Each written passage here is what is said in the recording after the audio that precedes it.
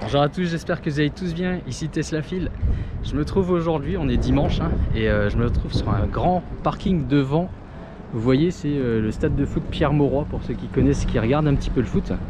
Et aujourd'hui, en fait, il y a ce qu'on appelle l'Electric Days. Donc en fait, c'est, alors je sais pas qui organise ça, mais il y a les Electric Days qui sont organisés. Il y a toute une flopée de voitures. On voit ici une Kia, il y a une V6 qui vient de passer. Il y a chez BMW, Opel, on a Lexus qui est présent. On a tout le groupe Volkswagen, donc on a des Skoda, Nissan, on a une ID Buzz qu'on trouve un petit peu plus loin là-haut. Et là je voulais parler, parce qu'il y en a un petit créneau de libre, de cette Skoda, donc c'est une Enyaq iV RS, donc c'est la voiture la plus puissante de chez de la gamme, donc entièrement électrique bien sûr. Et je voulais vous la présenter en quelques minutes pour vous montrer un petit peu ce modèle. Donc c'est un modèle qui fait 300 chevaux, uniquement aux roues arrière, propulsion.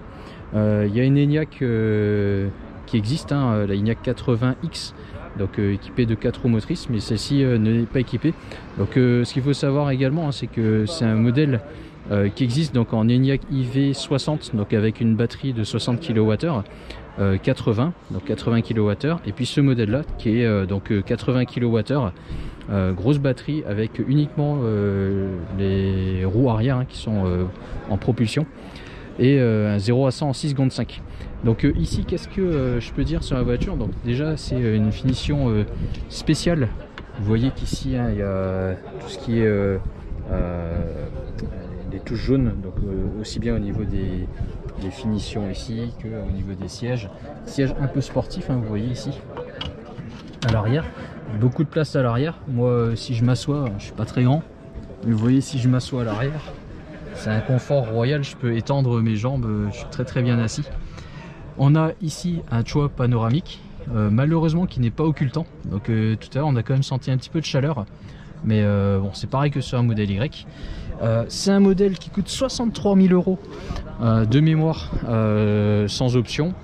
Après il y a des options qui sont possibles, on peut acheter des packs, on a parlé tout à l'heure d'un pack voyage, etc. Donc ça c'est l'avant. Ici largement de la place pour mettre des bouteilles, siège réglable électriquement. Là tout à l'heure vous aviez vu, j'étais assis à l'arrière, et là à l'avant pareil, je peux étendre les jambes. Donc il y a vraiment beaucoup de place, pour ceux qui cherchent de la place, c'est plutôt pas mal. La console centrale avec ici le petit sélecteur. On a ici de quoi ranger.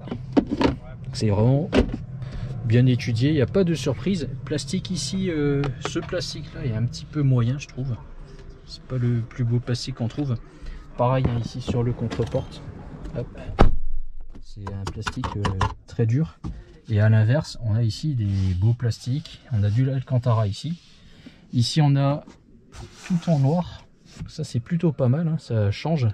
Ça, c'est tactile de mémoire. Voilà, c'est marrant. Parce que, en fait, en appuyant ici au niveau de la lumière, ça s'allume. On a une boîte à gants, bien sûr. Et ici, des boutons physiques, la ventilation. Ce qu'il faut savoir, et ça je ne le savais pas forcément avant, c'est que on a la possibilité ici de choisir. Alors je ne sais plus si je vais pouvoir, parce que la voiture là elle est arrêtée, c'est dommage. En tout cas on a la possibilité de faire une planification. Donc quand on va lancer, là je pense c'est parce qu'on n'a pas, si je vais pouvoir quand même, en fait il voit ici qu'il n'y a pas de clé détectée, donc il ne veut pas que je fasse n'importe quoi avec la voiture. Alors j'en profite pour faire un petit tour là dans les menus de la voiture, parce que bon, on m'a laissé l'accès à cet écran. Donc là ici on voit depuis la recharge, longue durée, et ici depuis le départ. Donc moi ce qui m'intéresse, depuis la recharge, depuis ils ont fait la recharge, ils ont roulé 4 heures avec, a priori ils ont fait 92 km, donc la moyenne était à 25,03. Pour donner un ordre d'idée quand même, ici avec, supposons qu'ils aient chargé à 100%, donc en ayant fait 92 km, là il nous reste 68% de batterie. Donc grosso modo on a utilisé un tiers de batterie pour faire 92 km, donc l'autonomie réelle, on est à peu près dans les 300 km. Sur de la longue durée, vous voyez ici 22 kWh au 100 sur plus de 7000 km. Je suis pas surpris de cette consommation parce que la voiture est quand même, c'est un SUV. 22 kWh, c'est quand même élevé si on compare par exemple à une modèle Y propulsion qui fait à peu près la même puissance, un petit peu moins performante, mais bon, c'est assez comparable. Ici, on serait plutôt sur du 16 kWh au 100. Peut-être 17 si on appuie un petit peu, mais bon, c'est pas, on n'est pas à 22.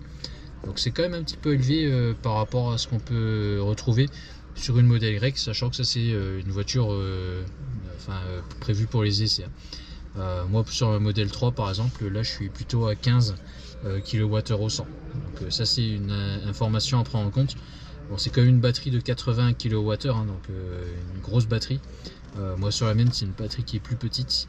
Et donc en termes d'autonomie, si on parle réellement d'autonomie, on peut tabler sur du 300 km sans trop de problèmes, 350 même, en utilisation normale on va dire.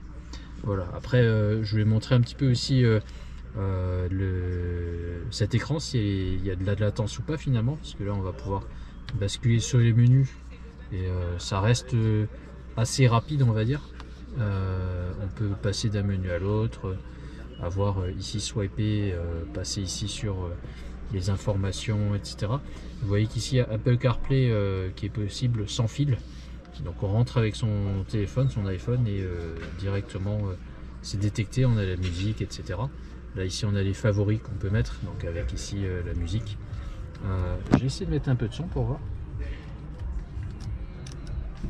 Hop, je sais pas comment ça marche. Je sais pas comment on fait pour augmenter le son dessus, parce qu'il y a des boutons là, mais j'ai pas l'impression que ça augmente le son. Bref, j'aurais bien aimé voir comment augmenter ce son, c'est pas grave. Donc ici on a les lecteurs, la radio, les médias. D'ailleurs c'est assez surprenant que le son ne puisse pas se régler depuis cet écran. J'aurais aimé avoir ici, ici vous voyez un bouton. Peut-être que là, voilà. Alors le bouton là, vous voyez, pas très. Là j'appuie et ça n'a pas l'air de prendre en compte. Si j'appuie sur moins, ça le prend, mais le plus ne prend pas. Donc bon, c'est pas de la bonne pub que je fais pour Skoda, mais le tactile ne marche pas. C'est con, hein, mais je vais devoir faire. Est-ce que je peux faire comme ça? Ouais, bon, je vous montre un peu quand même que la voiture n'est pas exempte de défauts. Là, je vais pouvoir faire ça, mais je vais pas pouvoir augmenter le son. Bon, dommage. Bref, je m'attarde pas de plus dessus. C'est une voiture de test. C'est dommage quand même que ça ne marche pas. Hop. Donc dans les menus, vous voyez ici la possibilité. J'ai regardé par exemple dans le menu recharge. Donc recharge immédiat jusqu'à 100%. Ici ils disent optimal recommandé 80%, donc c'est pas une batterie LFP qu'on recharge généralement jusqu'à 80% et pas jusqu'à 100%. Et puis voilà, donc je vais juste faire un petit focus là pour vous montrer rapidement. Il y a un planificateur intégré. J'ai pas pu le tester en vrai par rapport à, on va dire, la Tesla par exemple, où je vais aller je sais pas moi à Marseille et il va pouvoir automatiquement prévoir. Mais en tout cas il y a quelque chose qui est prévu dans la voiture, donc on va rentrer, tout à l'heure on me l'a montré. Donc je planifie par exemple un trajet jusqu'à Marseille et il va savoir me dire là sur le côté combien il y a d'arrêts. En cliquant dessus, je vais pouvoir voir aussi où se trouvent les arrêts, et donc il me faisait m'arrêter sur un Lidl, un chargeur Lidl, un chargeur Fastned et un Unity. Donc ça c'est également prévu par la voiture. Je sais pas si c'est réellement bien, en tout cas ça mérite d'exister en tout cas. Voilà, on a des vrais sièges sport, donc très bien enveloppant. Et ici je remontre le toit panoramique qui est plutôt sympa. Là on a les logos RS qui sont pas mal. Je vais voir également, je vais vous montrer l'avant. Hop. Voilà, on a aussi les logos ici RS. Ce sont des jantes ici énormes, donc en 21 pouces qui sont de série sur ce modèle là. Ils sont déjà frottés, on le voit ici. Et en fait c'est des jantes un petit peu comme chez Tesla, en fait cette partie là noire se retire. Donc ça permet en fait d'ouvrir la jante ou alors de les laisser pour faire une sorte d'aéro-wheels et améliorer l'aérodynamisme et l'efficience de la voiture. Elle a également donc la caméra 360, hein. On voit ici tout ce qui est capteur qu'on n'a plus sur notre modèle 3. Là on a une caméra à l'avant, le radar pour l'adaptateur, enfin comment on appelle ça, la conduite régulateur adaptatif. Ici il y a une option, enfin cette série sur ce modèle là, donc la Skoda Enyaq IV RS, ça s'allume en fait quand on s'approche de la voiture, donc avec la clé, quand on va se rapprocher ça va s'allumer et plus on va se rapprocher, plus il va s'allumer, plus on s'éloigne, plus il s'éteint. Et dans les options en fait ça peut également être allumé pendant qu'on roule et bon c'est un gadget mais j'en parle parce que ça existe. Voilà. Autre point que j'ai trouvé d'intéressant sur cette voiture, donc c'est ici sur l'arrière en fait c'est un peu un coupé, on va le voir là. Hop. Donc on voit ici cette allure de coupé. Donc elle existe en fait dans deux modèles, hein. Il y a la Enyaq normale, donc plus cubique on va dire, et là on a la version donc Enyaq coupé, et donc avec cet arrière qui permettra donc un meilleur aérodynamisme aussi, un coefficient de pénétration meilleur. Dans le coffre, hop, donc là on voit la petite caméra à l'arrière. Alors vous allez peut-être me corriger parce que j'ai parlé au commercial, il m'a dit que c'était pas réglable en hauteur, donc forcément c'est aussi haut et on se représente peut-être pas là, mais là moi je vais lever mon bras et je touche tout juste, là on est à 2 mètres. Vous voyez, si en levant ma main là je suis à 2 mètres, et donc faut pas être trop petit parce que c'est pas réglable, et si vous avez un parking ou un garage un petit peu bas, faut le savoir. Voilà, ici il y a une option qu'ils appellent le pack voyage, où on a la possibilité ici de rabattre le siège de l'arrière dans le coffre, et également dans ce pack voyage ici vous avez en fait ce polystyrène qui permet de compartimenter, sinon vous avez juste un grand espace.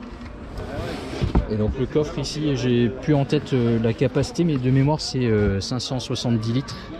Donc avec ici vous voyez les sièges de chez Decat, donc on peut facilement les mettre comme ça sans aucun souci. Voilà. Ce qu'il faut savoir aussi avec cette voiture, c'est qu'elle est livrée donc avec le chargeur type 2, mais pas, c'est une option ça, mais pas avec le chargeur domestique. Donc ça c'est un truc à acheter aussi à part. Bon, c'est un petit peu dommage, mais donc ça fait partie des options. Et également ce qu'il faut savoir, et ça j'étais assez surpris aussi, c'est que le chargeur embarqué, enfin la puissance maximale de charge à la maison, c'est 3,7 kW. Sinon c'est une option pour monter à 7 kW, c'est à dire que la voiture elle charge même pas 11 kW, mais à 7 kW sur du monophasé. Voilà, et sinon c'est 135 kW en charge rapide, donc avec une batterie de 77 kWh de mémoire, ou 80, hein, ils disent 80, et moi j'ai en tête que c'est 77 utilisables. Donc 77 si on fait un 0 à 80%, en 135 kW il faut 25 minutes, 30 minutes pour charger et repartir, quoi. En termes de conso, tout à l'heure j'ai pu l'essayer sur l'ordinateur de bord, c'était affiché 25 kWh au 100 km. Donc il n'y a pas de surprise, hein. C'est une voiture qui reste quand même assez grosse, c'est un SUV, assez puissante aussi, un 300 chevaux. Donc forcément ça consommera un petit peu plus que une voiture à dire plus petite, plus légère. Si on compare à la modèle Y, c'est aussi un peu moins efficient. Modèle Y est reconnu pour être très très efficient.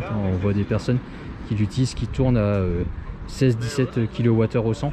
Donc là 25 en condition de roulage.